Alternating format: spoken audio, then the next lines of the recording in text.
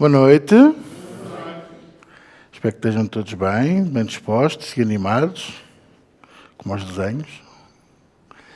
Vamos abrir as nossas Bíblias para dar início à nossa escola bíblica. Mateus capítulo 26.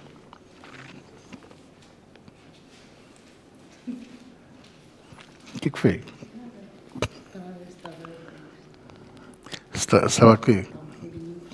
Tá? A gente separa.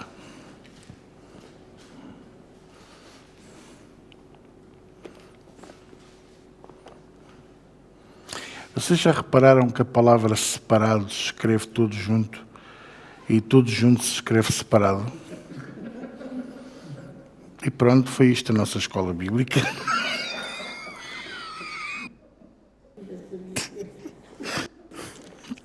Ou não fizesse visita, não é? Bom, o que eu quero falar com vocês hoje, o que eu gostava de partilhar com vocês hoje é muito interessante. Primeiro porque é a palavra de Deus. Segundo porque vai tocar aí numas coisas que às vezes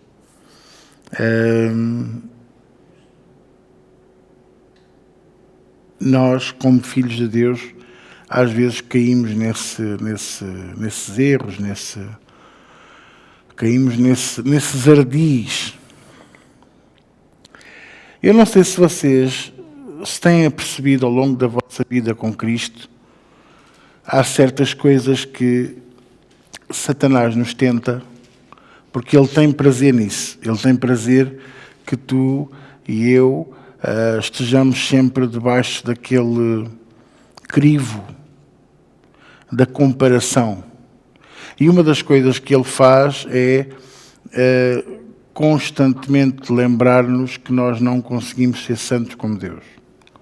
No entanto, o Senhor requer santidade ao seu povo, não é? Requer santidade àqueles que nele creem e que o amam e que seguem os seus desígnios e a sua doutrina, a sua palavra, não é? Verdade ou mentira o que eu estou a dizer? A santidade, como diz o autor de Hebreus, para nós buscarmos não a santidade, mas a santificação, são duas coisas diferentes. Santificação é o processo para chegar à santidade. Santificação, sem a qual ninguém verá a Deus, sem a qual ninguém verá a Deus.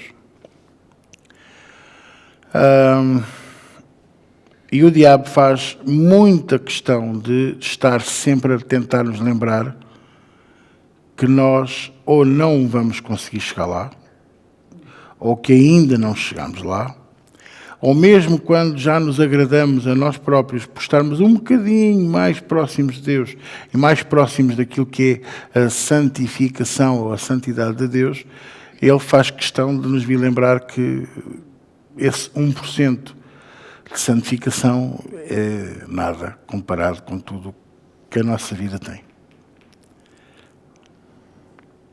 Eu vou-vos só dar aqui um exemplo.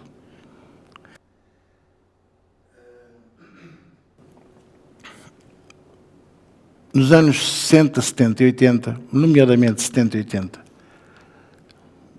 as chamadas tradicionais evangélicas protestantes faziam muita questão de pressionar as pessoas no modo de vestir, nomeadamente as mulheres, por causa da santidade.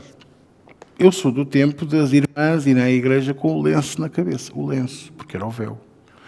Verão e inverno. Ao princípio eu pensava, como miúdo, que elas iam com o lenço por causa do inverno ou porque tinham ido ao cabeleireiro. Mas não, era mesmo instituído. A saia comprida, sempre abaixo do joelho, tirar os pelos das pernas era uma heresia abominável, arranjar o cabelo, arranjar as sobrancelhas, porque isso poderia trazer a sensualidade à igreja e o pecado. Então, a maior parte destas irmãs, por muito bonitas que fossem, eram autênticos bichos, como diz a minha mãe, bichinhos, eu diria mais monstros da Lagoa Negra, não é? E a lagoa era bonita ao pé delas, não é? Naturalmente. Ora, por muito, muito bem arranjadas que andassem, e andavam, digo já, aquela imagem, ou seja, estamos a falar de algumas delas com 20, 30 anos, estavam envelhecidíssimas, super velhas, por causa destes costumes. E as irmãs mais velhas faziam muita pressão para as mais novas andarem como elas. Porque era uma imagem de santidade. Imagem. Vocês estão a compreender? Imagem. Deus diz para nós não fazermos imagem nem escultura. Ou seja, eu não tenho que procurar uma imagem de santidade, eu tenho que procurar a santidade. O homem sempre de fato, gravata escura, fato escuro, camisa branca, sempre ali aprumado, os vincos nas calças, aquela coisa assim. Muitos deles tinham aquela aparência de piedade e de misericórdia e todos aprumados, mas depois em casa eram monstros autênticos. Muitos deles eram monstros, mesmo cristãos. Então, obviamente que eu não estou a criticar, atenção, estou a falar de factos, de coisas que eu sei, pronto, e que eu vi. E o que eu quero dizer com isto é que muitas das vezes nós achamos que a nossa postura externa é que deve ter aquela imagem de santidade, mas não, tem que ser a nossa postura interna. E vou-vos dar aqui um exemplo crasso. Eu estava lá embaixo a trabalhar, mas vocês estavam aqui em cima a conversar e eu ouvi as vossas gargalhadas lá embaixo. E isso é uma coisa que me agrada. E porquê que me agrada? Porque não é aquela pose séria, aquela... Parece que estamos todos com os olhos de carneiro mal morto. Não é isso que nos faz ser santos. Vocês estão a perceber? É entender o que a palavra de Deus diz para caminhar dentro dessa santidade. Por exemplo, Jesus conhecia os nossos pensamentos. Ele sabia tudo o que os outros pensavam, tanto que ele antecipava-se muitas vezes àquilo. Eles estavam ainda a pensar na cena, vou dizer isto, e ele disse, olha, estás a pensar isto, mas eu vou-te já dizer isto. E eles deviam ficar, como é que é possível? Isto só pode ser do diabo. Ele não fazia isso com a intenção de mostrar o poder. Ele fazia isso com a intenção de impedir-nos de pecar. Que é isso que a palavra de Deus nos faz. Impedir-nos de pecar. Numa primeira fase, o que a palavra de Deus nos faz é impedir de pecar. Então, quando Jesus os interrompia no pensamento, já era para eles pararem de pensar aquilo daquela maneira, com aquele intuito. Estão a perceber? Para que não pecassem mais. Eu acho isto tão fantástico. Esta é uma forma. Agora vamos ver outra. Que é quando ele começa a educar o povo e os discípulos de como falar. E é impressionante que... posso-vos dar outro exemplo? Lembrei-me agora. Isto é crasso. Um dos grandes homens de Deus que teve grande repercussão, século XX já, no cristianismo, foi um autor de um livro muito conhecido que é As Crónicas de Nárnia. As pessoas nem acreditam que foi ele que escreveu aquilo. Porquê? Porque é uma coisa de fantasia. Pronto. E ele era pregador do Evangelho. E ele era um bom pregador, um homem de Deus como deve ser. Agora vou-vos chocar, porque ele era fumador. E aqui é que está. É que às vezes a gente foca-se no exterior e esquece que a santidade que nos leva ao Senhor é o interior. Então, por exemplo,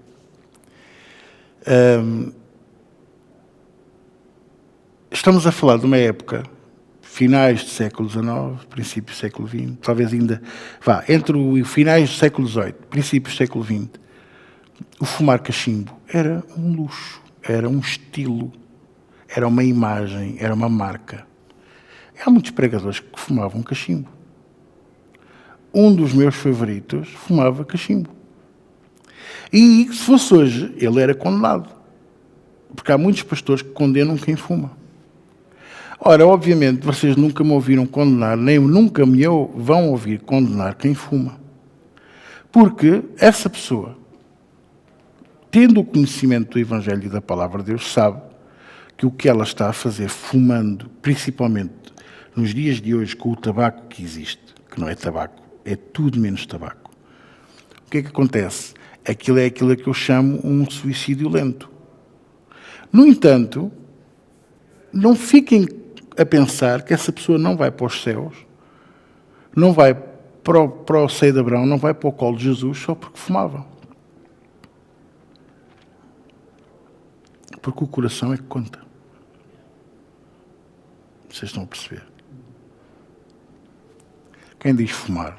É só para vocês. Eu já vos contei aquela história de quando eu fui às Canárias com outro pastor e estávamos na hora do almoço, estavam lá uns missionários americanos também, éramos umas 40 pessoas em 2 mesas compridas, enormes, todos a almoçar. E eu lembro-me muito bem desse almoço, porque era assim tipo uma espécie de salada de atum muito boa, com muito bom aspecto, mas depois temperaram aquilo com o óleo do atum. Exato, e eu só de ver, eu comecei logo eu ainda não estava a comer e já me estava a subir à boca, portanto, estão a ver, não é? E já com o olho assim meio a tremer, tipo, ui, Jesus. O outro pastor passou muito mal essa semana por causa disso.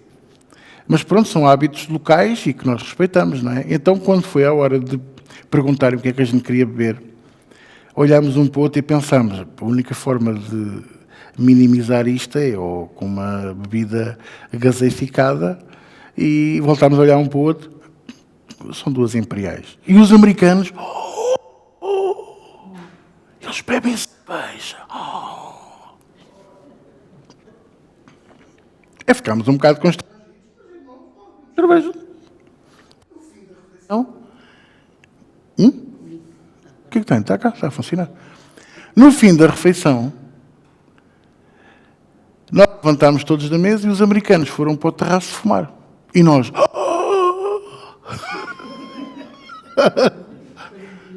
Eles fumam. Estão a perceber? Então, aquilo que eu quero que vocês entendam é que o conceito humano de santidade varia de cultura em cultura, de pessoa para pessoa. Estão a perceber? E que nós não podemos permitir que isso nos tolhe os olhos, porque viste-me, aquela veio com a mini saia, aquilo era um cinto, não era uma mini saia. Obviamente que nós temos que saber como é que vimos para a igreja. Temos que ter cuidado. Porque não é só o nosso marido ou a nossa esposa que tem olhos. Os outros também têm. E há alguns que usam óculos têm 4. Estão a perceber? Portanto, temos que ter cuidado. Eu não posso ir para a igreja com umas leggings, se eu sou mulher, daquelas justinhas, e depois dizer, os homens são todos uns malucos. Não, não é malucos. Não tragas isso. Ponto. Nem com decotes até o umbigo. E depois não venhas dizer, Jesus, não há santidade na igreja. Não nos vamos pôr a cabeça dentro da boca do quê? Aqui é o leopardo, aqui nem é tigre. É a onça pintada, uai. Então, porquê é que eu estou a dizer isto? E quem diz as mulheres diz a mesma coisa. Só nos vestimos bem para vir à igreja. Então somos hipócritas. Só para vir à igreja é que vimos com o perfume melhor e com a camisola melhor. Mas quando vamos sair com a mulher ou com a namorada, usamos a roupa de casa, que é de mendigo. Olha, eu também tenho a minha roupa de mendigo. Uns calções todos rotos e uma t-shirt toda cheia de buracos, ar-condicionado gratuito, verão e inverno. Vocês estão a perceber o que eu estou a dizer? Então eu não estou a condenar ninguém, não é essa a minha intenção, mas é apenas uma forma de vocês pensarem comigo também que nós não podemos julgar ninguém pelo exterior, pela suposta santidade exterior. Estão a perceber? Não é julgar, eu tenho é que entender que algo se passa na vida daquela pessoa, se a pessoa extravasa isso. E eu preciso de orar por ela. E se a coisa continuar e piorar, eu preciso de a chamar à parte e dizer, eu preciso falar contigo, o que é que se passa contigo? Isto sim. E não é com a intenção de condenar, nem de julgar. É com a intenção de, vamos conversar, eu quero-te ajudar. Mas para isso eu também tenho que dar exemplo. E é esse exemplo que é importante nós compreendermos, que tem que vir de dentro e não de fora. De dentro e não por fora. Portanto, não é às vezes que vamos ao cabeleireiro, às vezes que cortamos o cabelo, se temos cabelo ou se não temos cabelo, as roupas que vestimos ou que deixamos de vestir. Temos que estar confortáveis e sabendo que com isso estamos a dar bom testemunho.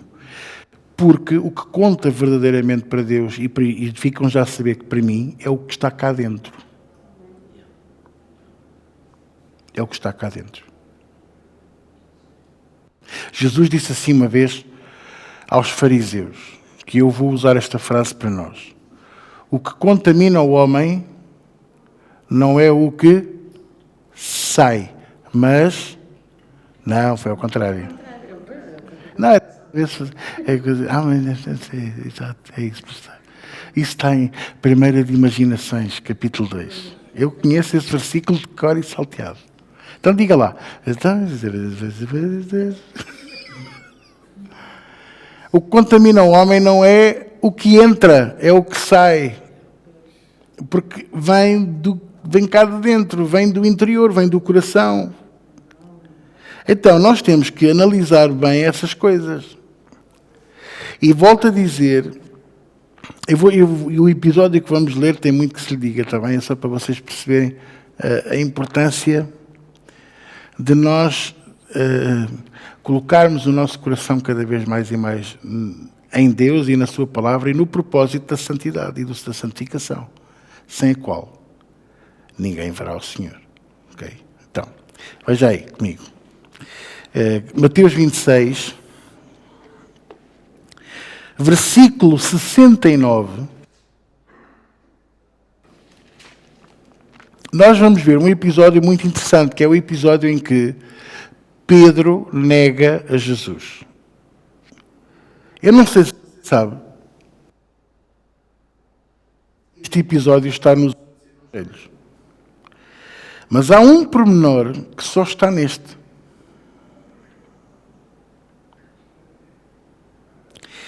E é escrito por aquele que era doutor da lei, por aquele que sabia ler e escrever convenientemente. Portanto, há uma importância para ele no que se fala.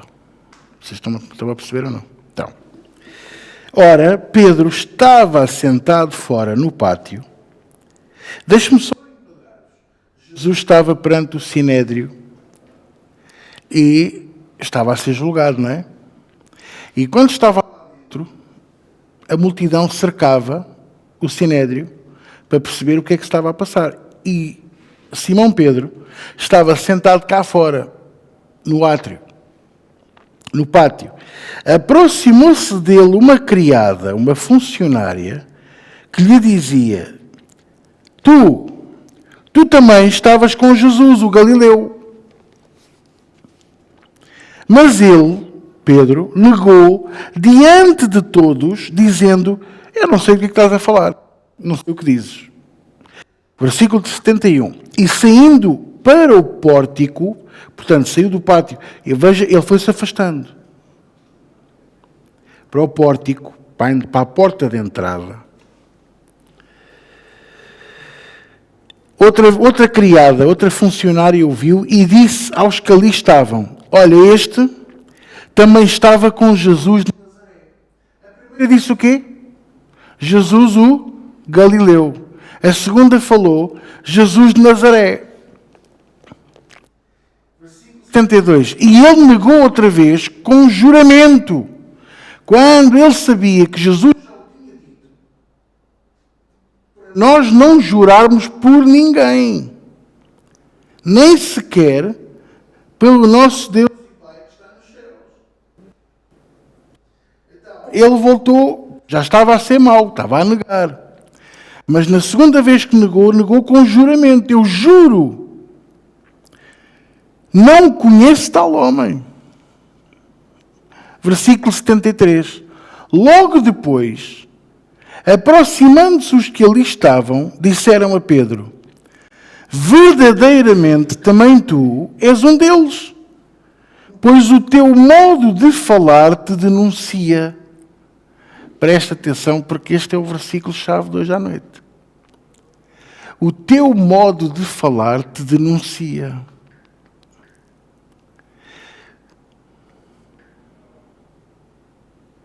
Toda a gente sabe. Se nós estivermos num grupo de amigos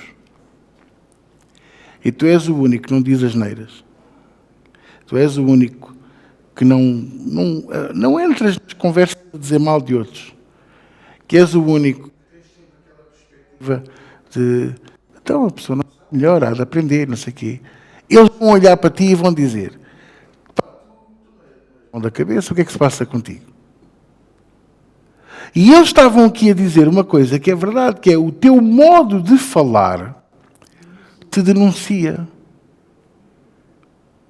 Então, eu quero que vocês entendam e aprendam isto esta noite. Que a tua maneira de falar denuncia. Se tu falas é Cristo, todos vão saber que tu és Cristo. Mas se tu só falas do Benfica, se tu só falas do André Ventura, se tu só falas de dinheiro, viagens, o teu modo de denuncia. Vocês estão a compreender? Não, mas para aqui, 74. E vocês não tinham lido este versículo. Eu tenho a certeza. E se leram, leram na diagonal, porque vocês vão ler uma coisa que nunca se aperceberam. Versículo 74. Então, Pedro começou a praguejar e a jurar, dizendo: eu não conheço esse homem, e imediatamente o galo cantou. Para que ele fosse identificado com os outros, ele começou a dizer palavrões e asneiras. Porque o teu modo de falar te denuncia. A santidade que está em nós brota de dentro para fora. E a nossa maneira de falar, a nossa maneira de estar, a nossa postura, o nosso exemplo, o nosso testemunho, não é só o exterior, é principalmente o interior. E os outros que estão habituados ao palavrão, à ofensa, à falta de respeito, aos princípios humanos, sabe o que acontece? Logo, eles ficam a saber que nós somos diferentes. E veja que isto foi num espaço de pouco tempo. Porque ele é confrontado ao sair do sinédrio. Primeiro no pátio, depois no pórtico e depois já cá fora. Porque havia muita gente ali. Havia muita gente ali para perceber o que é que estava a passar. E ele começou por negar, jurou que não o conhecia, e foi preciso jurar novamente e dizer palavrões, praguejar. A palavra americana ou inglesa para isto é que significa amaldiçoar. Vocês estão a perceber a gravidade? É que não é só ele dizer que não conhecia Jesus. É o que ele teve que comprometer, vender, entregar, para fazer prova que não o conhecia. Porque teve medo das consequências.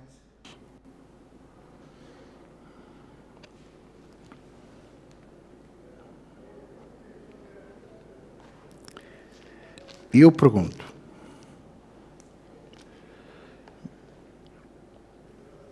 já havia santificação em Pedro ou não?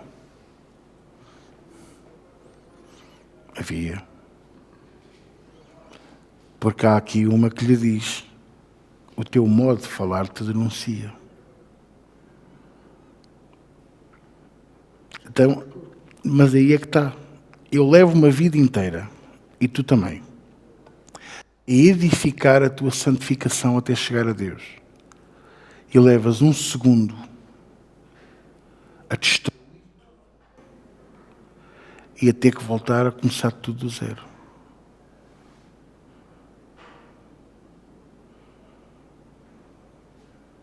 Este homem ficou avariado. Pedro ficou avariado.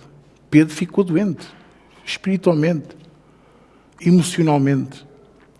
Pedro, vocês entendem, ele foi avisado. Ele foi alertado. Jesus disse-lhe na cara, porque não te vai acontecer nada. Até à morte. E Jesus disse, mas eu vou contigo até à morte. Não, não vais. Porque Simão digo que não cantará o galo 3 vezes sem que me negues primeiro. Não cantará o galo sem que me negues 3 vezes primeiro. Assim, desculpa. E foi o que aconteceu. Ao fim da terceira vez, o galo cantou imediatamente. E aquilo bateu lá forte. Porquê é que eu sei que bateu forte? Porque Pedro aparece no mapa. Até ao fim dos Evangelhos. E só no Evangelho de João é que a gente percebe o que é que Jesus teve de fazer para que este homem se levantasse em Atos 3 ou 4 para fazer aquele discurso fantástico diante daquela multidão que naquele momento agregou quase 3.000 almas. Mas para isso acontecer, Jesus teve que tratar com ele. Jesus teve que teve que fazer uma reparação no coração dele. Porque, irmãos, não foi só o negar Jesus. Foi o compromisso que ele deitou fora para negar Jesus. O problema não está no cigarro que se acende. O problema está em ter um compromisso com Jesus ao ponto de ele dizer, já não preciso disto, quero mais disto. O problema não está no 5º prato de feijoada que comemos. Ou 6º, depende da fome, do bicho. Não, é para vocês perceberem, eu estou a falar da gula, do exagero. O problema está é se eu não sou capaz de...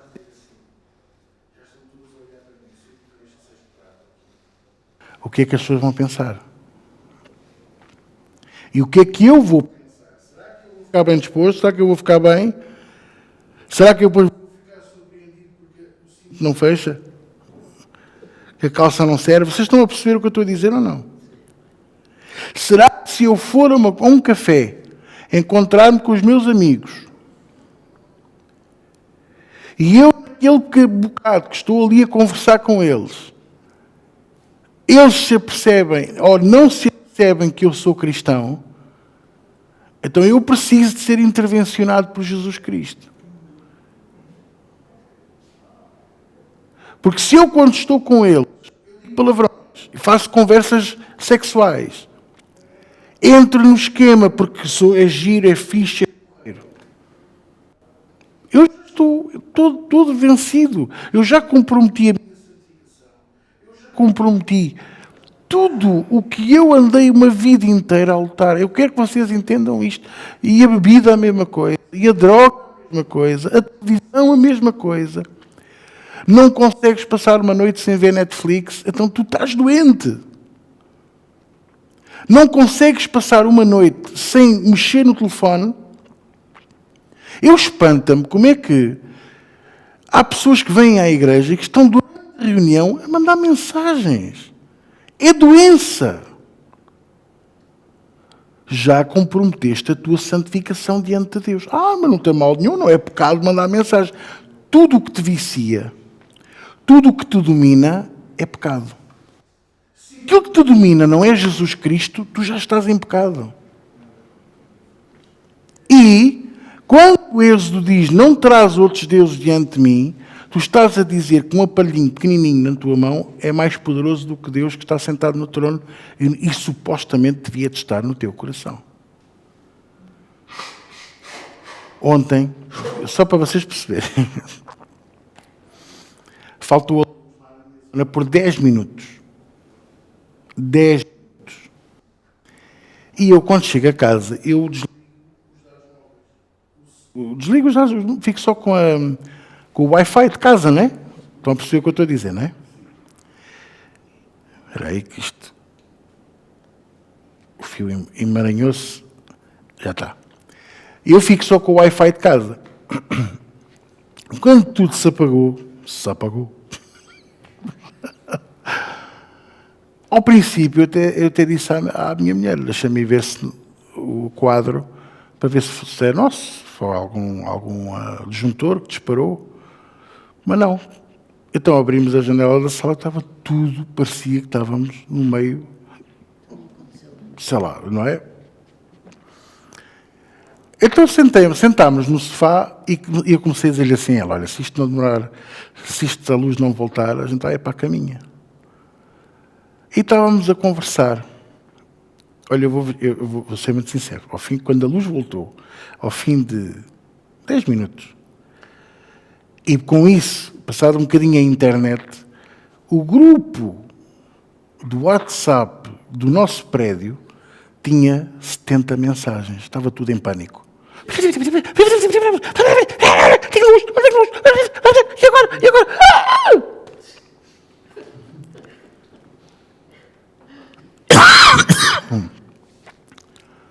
Eu fiquei contente. Não por causa das 70 mensagens, Jesus, nada disso, não é? Mas porque eu vi o telefone, eu desliguei o telefone, eu tirei, estava a ver as mensagens, responder a textos, perguntas, não sei o quê. Pus em cima do computador e pensei, bom, se isto não voltar, eram 10 da noite, se isto não voltar, bom, mas é para o Vale dos Lençóis. Ou seja, não há aquela coisa de estar agarrado ao telefone. E não pode haver. Nós temos que conseguir estar uma boa temporada sem mexer nas coisas.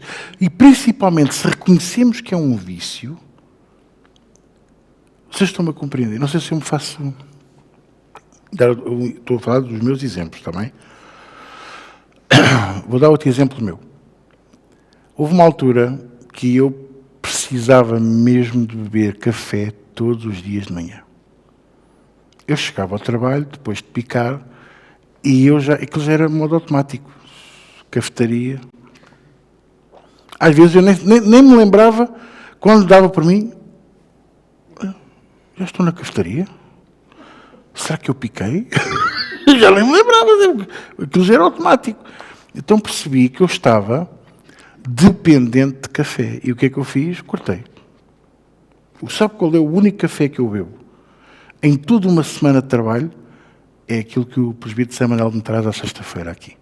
Porque, de facto, sabe-me bem. Eu não bebo café. A gente nunca para, quando vamos a Évora, para ir beber café. Não, lá em Évora, acho que bebi uma vez café e há, sei lá, não sei quanto tempo. Não bebo. Não, às vezes sabe bem, outras vezes... mas é o que eu digo, não é por vício. É porque me apetece, não porque tenho que beber. E se vocês notam isso, corta.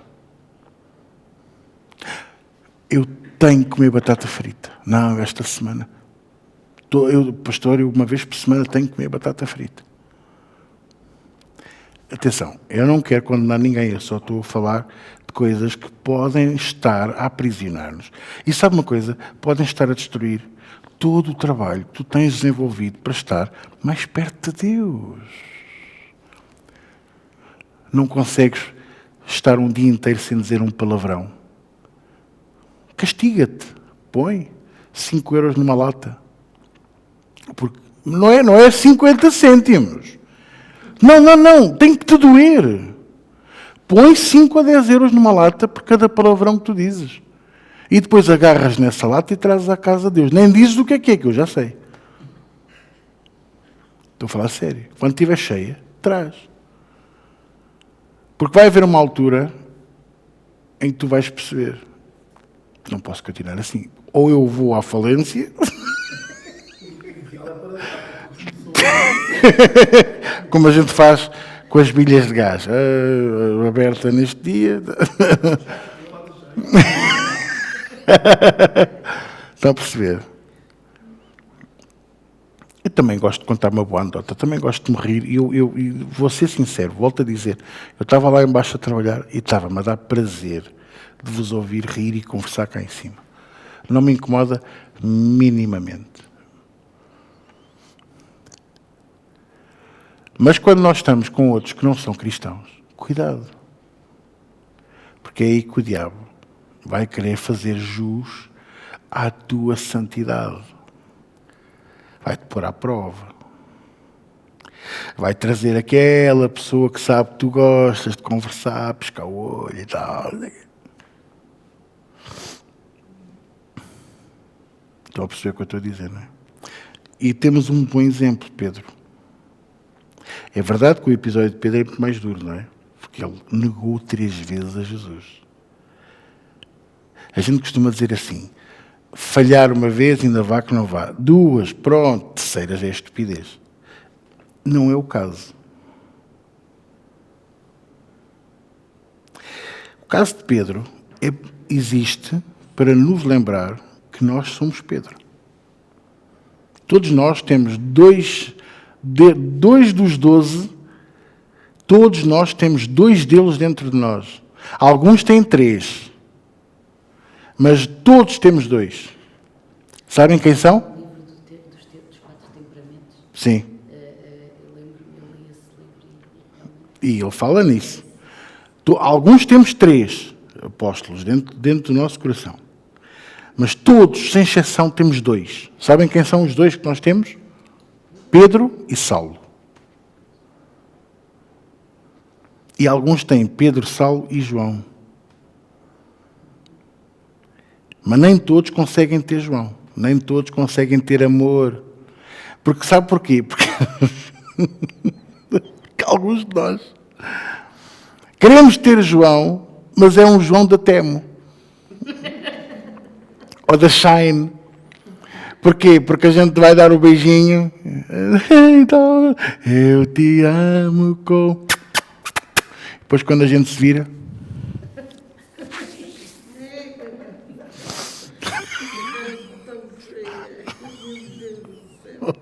Estou a brincar, mas é para vocês perceberem que nem todos conseguimos ter esse amor. Mas todos temos o mau feitio. E todos temos a dureza. O que este homem mostrou foi... Ele quis ser duro, ele quis ser forte. Pôs-se à mercê. Olha lá para mim. Vamos ser sinceros aqui um bocadinho, que ninguém nos ouve. Quantas vezes vocês já foram duros porque acharam que estavam capazes de...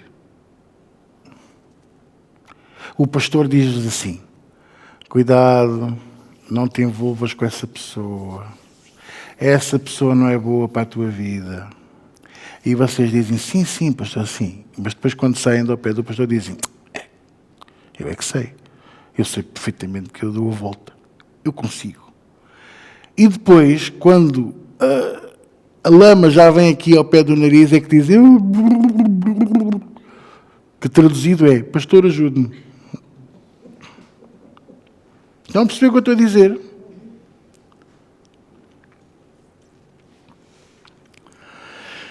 E porque é o Espírito de Pedro.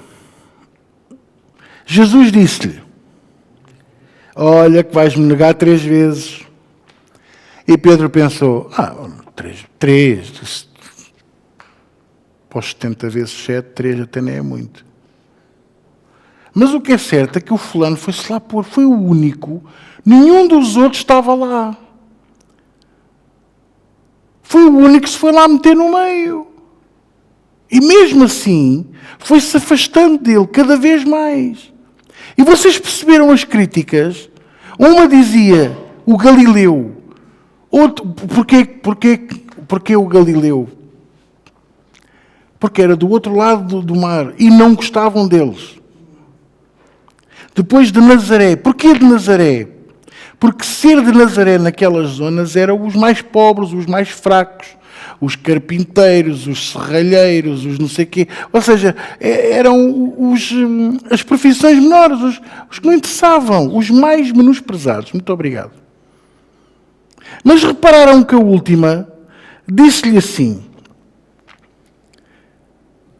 disseram a Pedro, verdadeiramente, quem é que diz verdadeiramente? Quem é que passou 3 anos e meio a dizer, em verdade, verdade vos digo? Porque este termo, verdadeiramente, este termo, verdade, de verdade em verdade, em verdade vos digo, eram os termos que os rabis usavam para justificar o que estavam a ensinar. Que era para o povo dizer, não, sim senhor, isto é de Deus. Verdadeiramente está aqui a dizer assim, olha, quem te está a confrontar agora é o poder religioso.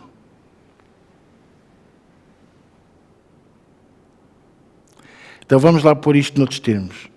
Primeiro quem o confrontou foram os novos crentes, o Galileu. Em Nazaré ele não fez milagres, o mundo. E depois o poder religioso é que o confrontou. Verdadeiramente, também tu és um deles, pois o teu modo de falar te denuncia. Só quem poderia dizer isto é quem o conhece. Só poderia ter este tipo de afirmação quem sabia a diferença entre quem tinha Cristo, ou quem tinha a palavra, e quem não tinha. Sabia reconhecer a diferença. Vocês estão a perceber? Agora veja que a pior reação foi para aqueles com quem ele devia ter tido a melhor reação. Então, para os novos crentes, ele disse, não sei quem é. Para o mundo, jurou, eu juro que não sei quem é esse homem. E para o poder religioso, para além de jurar, ainda começou a dizer palavrões, com quem diz, eu nem sei, esta é uma seita. Chuviegas, nunca na vida. Eu só lá ia e sentava-me lá no fundo. Estão a perceber o que eu estou a dizer? Portanto, cuidado. Cuidado. A nossa santificação é uma caminhada com Cristo. Não é de hoje para amanhã que vamos todos de repente ser santos. E não é de hoje para amanhã que de repente ficamos puros diante de Deus. Ninguém fica puro assim. Mas o sangue do Cordeiro me lavou. Lavou a todos quantos crerem nele. Mas essa limpeza, essa pureza, essa santificação, essa santidade só se manifesta à medida que eu vou rejeitando os erros e os pecados do meu eu. Como se dizia na igreja infantil ou na escola dominical, passar a escovinha nas manchinhas do coração. Parece uma brincadeira para crianças, mas tem tanto de fundamento de verdade para mim e para vocês. Então, o que eu quero que vocês entendam esta noite, e essencial isto é, e eu não estou a querer condenar ninguém, volto a dizer, porque isto não é fácil de ouvir e não é fácil de agarrar e pôr em prática. Porquê? Porque, naturalmente, então, nenhum de nós é perfeito. E todos nós temos as nossas coisas. Mas que a prova da nossa santificação seja de dentro para fora. Ok, que nós possamos continuar a vir arranjados, apresentáveis, que não haja escândalo, homens e mulheres. Mas mais do que isso, possamos andar apresentáveis, arranjados, que não haja escândalo por dentro.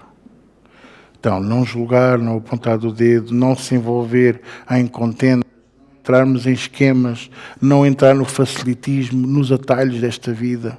Eu sei que é fácil. Eu já vos disse, agora está mais calmo, mas houve uma altura da nossa igreja que eu tinha quase diariamente propostas terríveis, todas para ganhar dinheiro. Olha, eu vou-vos contar uma. Pouca gente sabe disto. Mas houve uma altura, houve um fulano, que eu não posso dizer que é um pastor, mas é um fulano. Não, isso é outra.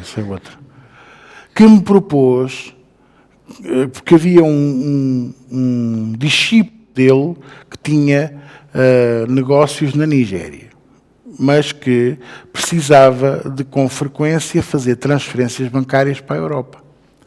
E então transferia um X para cá, para a minha conta, ou para a conta da igreja, e nós ficávamos com uma percentagem e o resto transferíamos para outra conta, que era para lavagem de dinheiro e não haver, porque os valores não iam bater certo e ia-se perder o rasto. E era bastante dinheiro, digo-vos já. Era aí à volta de 6.000 euros de 15 em 15 dias. Obviamente que a minha metade metade. A minha metade da metade, da metade, da metade. Que ainda...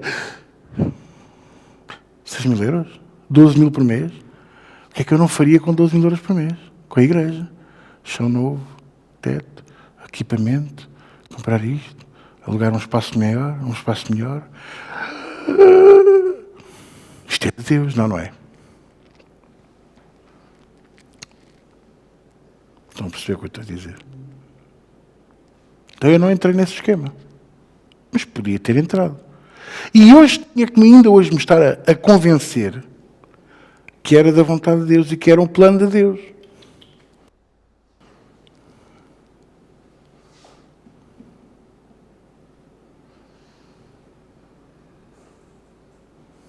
Também me fizeram a proposta das viagens de Israel.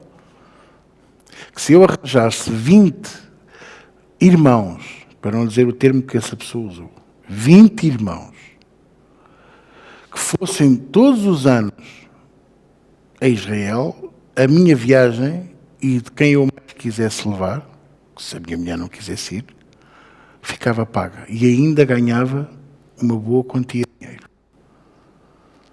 Porque essas viagens são caríssimas. Há pessoas que passam anos a pagar isso em empréstimos. Para ir ver as pedrinhas onde supostamente Jesus pisou. Pedrinhas que já não existem. Não, vamos ao jardim do Getsemane, porque agora recentemente plantaram lá oliveiras outra vez. Não, aquelas oliveiras sempre lá estiveram. Não, não foi bem assim. Vão ver a história e vocês vão perceber o que é que eu estou a falar. Vamos ver o Santo Sepulcro. Ai, que sítio tão bonito para ir ver. Vou ver o Rei da Vida no sepulcro dele. Olha que coisa tão boa. Ai, Jerusalém é linda. Deve ser, olha. Óbidos também é lindo.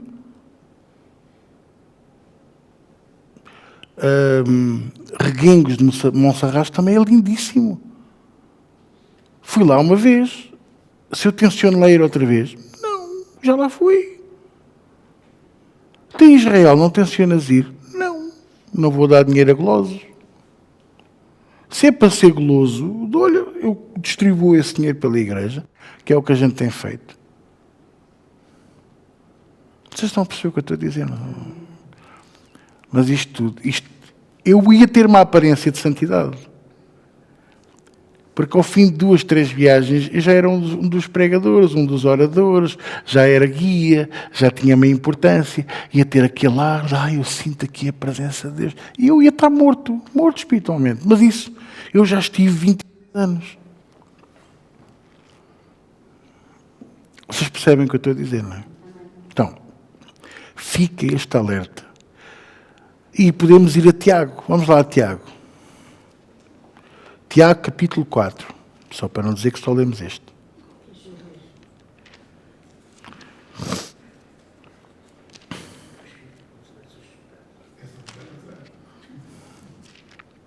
Tiago 4.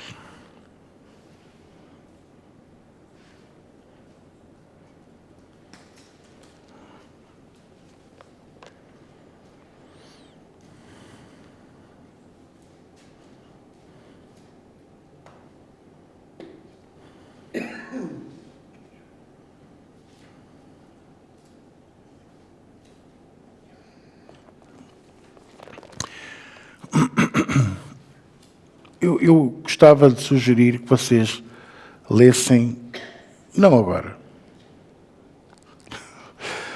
mas noutra altura, a Epístola de Tiago, mais até do que uma vez, porque ia-vos fazer muito bem. É uma epístola maravilhosa.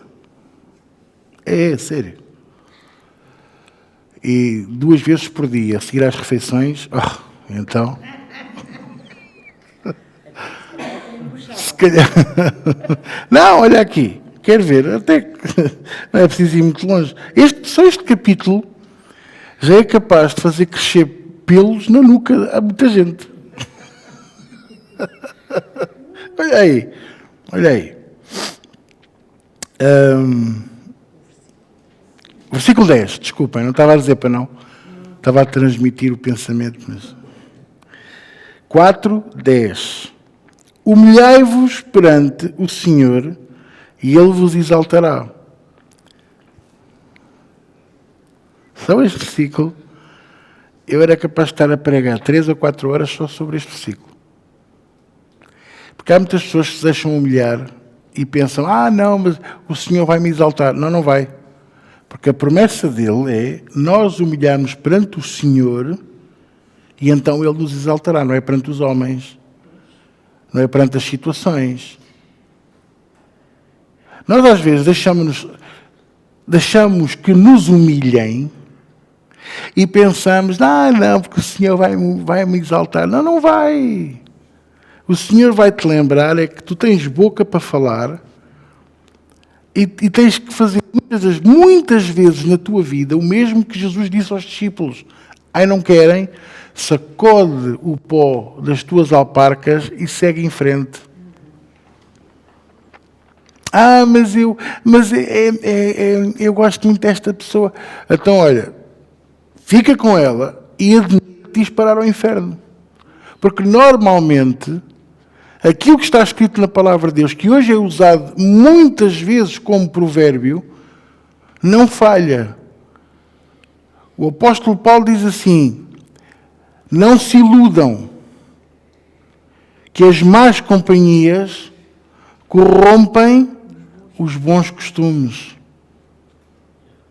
Mas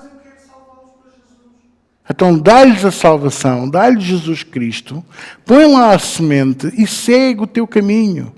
Porque quando tu deres conta, tu já estás lá com eles. E depois o Salmo 1 diz o quê? Bem-aventurado o varão e a varoa, que não se assenta na roda dos escarnecedores, não se detém no caminho dos pecadores. Ou seja, é importante a gente não dar ouvidos a malta que só tem lixo para nos trazer. E outra coisa que eu quero dizer a vocês. Eu quero deixar isto aqui bem claro, porque nós já vamos... Não fechem, já vamos ler aqui outro versículo muito mais importante. Que é assim. Cuidado com os pensamentos. O Senhor Jesus... o nosso Deus e Pai diz assim em Jeremias 29, vocês conhecem. Eu sei bem os pensamentos que eu tenho acerca de quem? De nós. Eu sei bem os pensamentos que eu tenho acerca de vós. Então, se Ele sabe os pensamentos que Ele tem acerca de nós, porquê é que nós temos pensamentos terríveis acerca de nós e de uns dos outros? Porquê que damos aso? Porquê que damos importância às palavras de origem anímica? Sabe o que quer dizer anímico? Vem da alma, das emoções. A pessoa, você não gosta da pessoa. Eu não vou com a cara daquela pessoa. Às vezes as pessoas dizem-me assim, pastor, eu não vou com a cara daquela pessoa. E eu digo assim, você não tem que ir com a cara da pessoa para lado nenhum. É verdade. Mas já viu? Você é sempre enganado, pastor. Você dá valor a pessoas que não prestam e depois é enganado. Assim, não é uma questão de dar valor a quem não presta. Eu não posso dar ouvidos a vozes enganadoras. E se a pessoa é má para mim, é um problema dela. Não é meu. Eu dei-lhe a oportunidade. Eu dei-lhe a importância que era suposto dar. Eu honrei Deus ao lidar com aquela pessoa. Se a pessoa não fez o mesmo comigo, é um problema dela. Ela vai dar contas a Deus. Essa pessoa, seja ela quem for, vai dar contas a Deus. E não tenho muito do que me queixar ultimamente. Há coisa de um ano nesta parte. Muita paz temos nós nesta casa, graças a Deus. E até pelo contrário, temos, para além de paz, está a casa de Deus a crescer e cada vez melhor e com mais quantidade e qualidade no nome de Jesus Cristo. Mas eu já dei oportunidades a pessoas que... Eu dizia... disse esta frase a duas pessoas diferentes durante esta semana. Há pessoas que não sabem cuidar. E vou-vos dar aqui um exemplo para vocês perceberem o que eu vou dizer a seguir. Todo o martelo acha que tudo é prego. Eles só sabem martelar e arrancar. Então, o martelo acha que tudo o que vê é prego. Então, há pessoas que, na vez de cultivar, estrumam. E há agricultores que não sabem cultivar, só sabem estrumar. Estrumo para a esquerda, estrumo para a direita. Não, é para crescer, para dar fruto, para queijo, não sei o quê. A maior parte das vezes, a cultura acaba por, é verdade, acaba por morrer porque não há o cultivo, não há o cuidado. Eu lembro uma vez, nós tínhamos um limoeiro lá em casa e o limoeiro começou a andar assim um bocado estranho.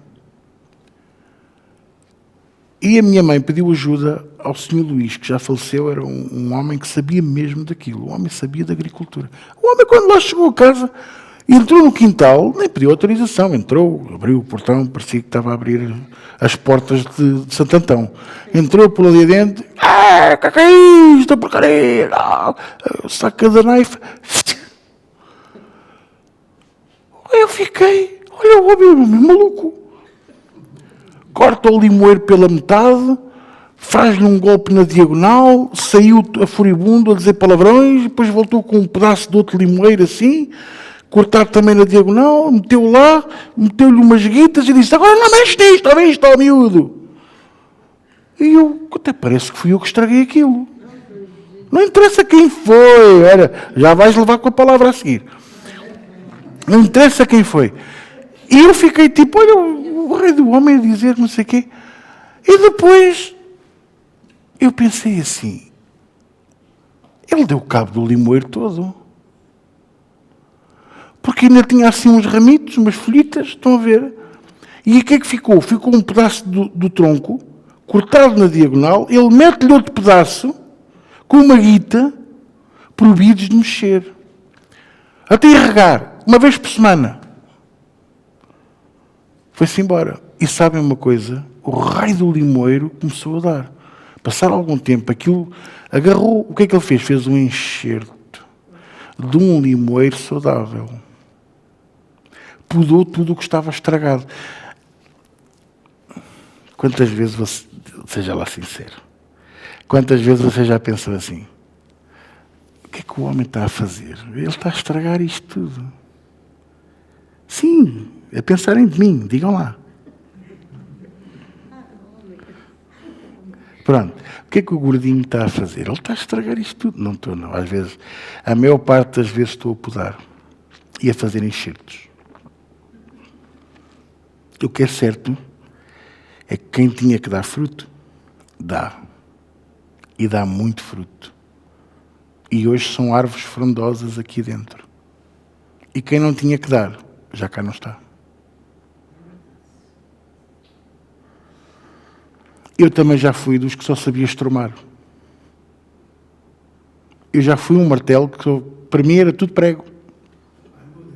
Exatamente. E o que é que o Senhor me ensinou ao longo destes 20 e tal anos? Principalmente os últimos 18. A ver as coisas como Ele vê. A dar mais importância à santidade interior do que ao exterior. Agrada-me mais ver alguém a chorar na presença de Deus do que ouvir aleluias muito fortes. Não me faz nada. Agrada-me mais alguém dizer assim, eu sou terrível. Quando o pastor diz que você, quando você diz que você é miserável, olha, eu sou mais do que você. Não é para fazer tipo, ver o que é o mais... eu é que sou mais. Não, eu é que sou. Não, eu é que sou. Não é nesse sentido. Mas é no sentido que a pessoa percebe que não presta, mas que pela graça de Deus o Senhor nos deu valor, o Senhor nos colocou no sítio certo. Porque nós somos a figueira na vinha. Nós é que estamos deslocados. Nós é que estamos a mais. E o que é que o Senhor fez? Preparou tudo para nos receber. Preparou tudo para nos fazer dar fruto. Vocês estão a perceber o que eu estou a partilhar? O difícil é podar, cortar, fazer o enxerto. Até porque às vezes não temos onde ir buscar o enxerto. Por isso é que João 15 diz que o Pai é que é o lavrador. E o lavrador não só estruma, também cultiva e cuida. Nós somos os ramos, Ele é a videira. Glória a Deus. E agora, para a Dona Ninja não ficar a rir, olha aí o versículo 11. Versículo 11. Irmãos, não faleis mal uns dos outros. Porque quem fala mal de um irmão e julga seu irmão, fala mal da lei. E julga a lei. Ora, se julgas a lei, não és observador da lei, mas juiz. E há um só legislador e juiz, aquele que pode salvar e destruir. Tu, porém, quem és que julgas ao próximo? Ou seja, eu quis terminar com este, porque é algo que vem de dentro para fora. Santidade. Eu sei que nós não somos perfeitos. E eu sei que todos temos os nossos hábitos, uns bons, outros maus. Mas devemos de lutar para não estar sempre a ver o pior dos outros. Mesmo que vocês às vezes digam assim, eu acho que estou a ser ingênuo como o pastor.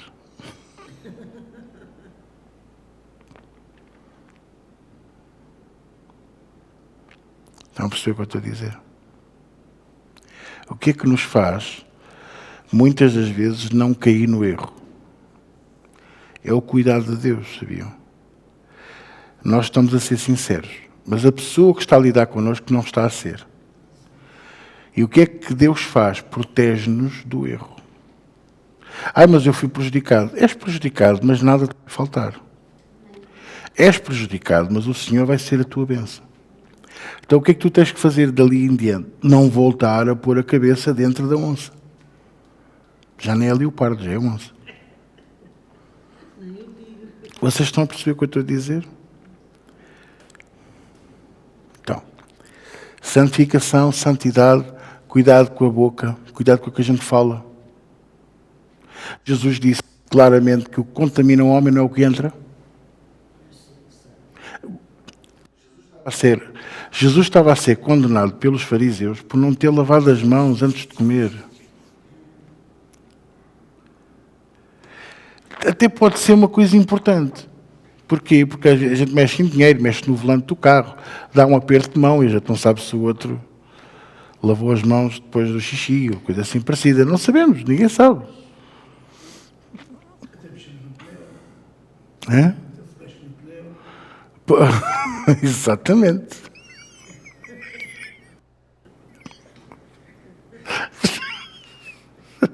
Mas isto a gente não sabe.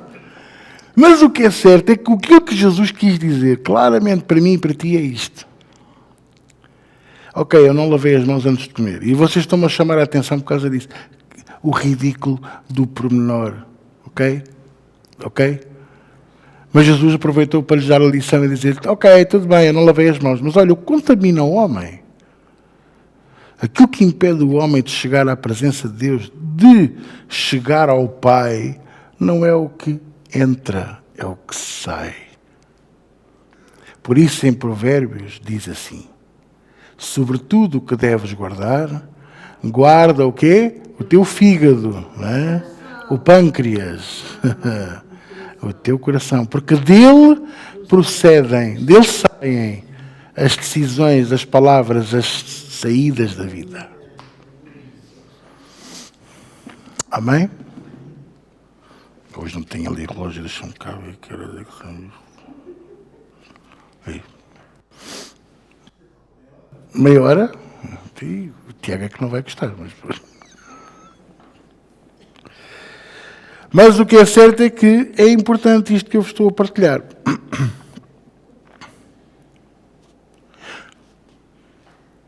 Mas há aqui um versículo que podemos ir. Eclesiastes 5, que vem no seguimento. No seguimento do seguimento. Faz-te conta que é o prolongamento do prolongamento. Eclesiastes capítulo 5. Outro livro maravilhoso para se ler. Tem muita sabedoria de Deus aqui. Quer ver, diz assim, quer ver aqui no versículo 4.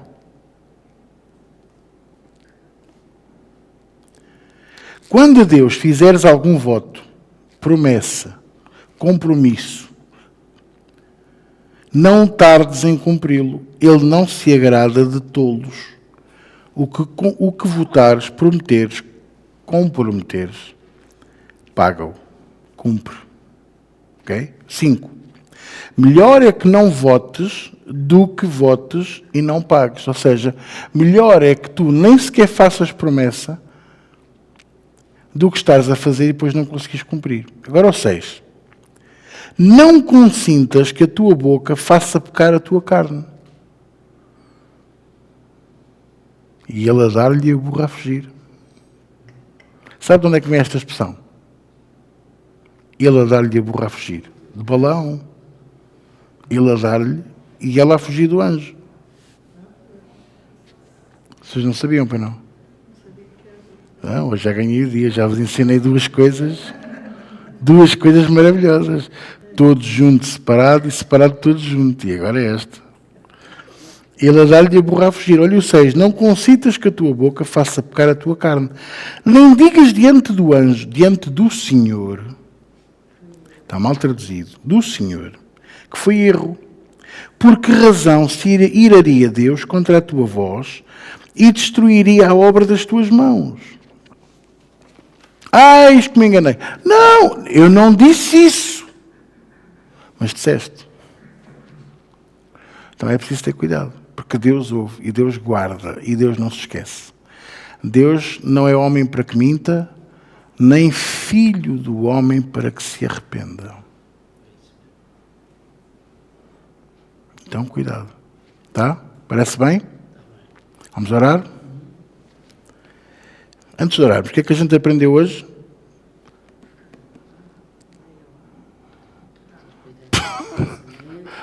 Ela queria mesmo meia hora, dona Ninja. Sim, temos cuidado com os pensamentos, com aquilo que falamos, por causa da nossa santificação. Porque daí vem também o nosso agir, o nosso estar, o nosso testemunho. Ok? Também aprendemos que a palavra é toda pecado. Exato. Separado é tudo pegado e tudo junto é separado. Não é? E que ele a dar-lhe e a burra a fugir está relacionado com Balaão. Só nesta escola bíblica. Noutra qualquer vocês não aprendem nada disto.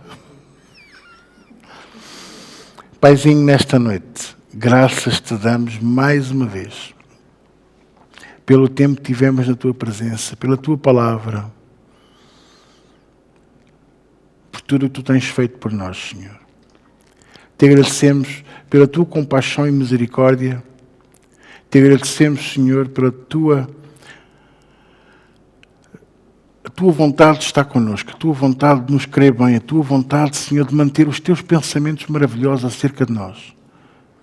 Ajuda-nos a sermos dignos disso, Senhor. Ajuda-nos a andar dignamente diante de Ti, agradando-te em tudo e frutificando em toda a boa obra, crescendo no pleno conhecimento da Tua Palavra, até à estatura varonil de Cristo, para que possamos, ó Deus, ser luz neste mundo, sal nesta terra, o exemplo que Tu precisas que nós sejamos, Senhor, para que o reino dos céus possa continuar a crescer e a fazer aquilo para que Tu o edificaste. Dar honra e glória ao Pai, em nome de Jesus. E todos dizem comigo? Amém.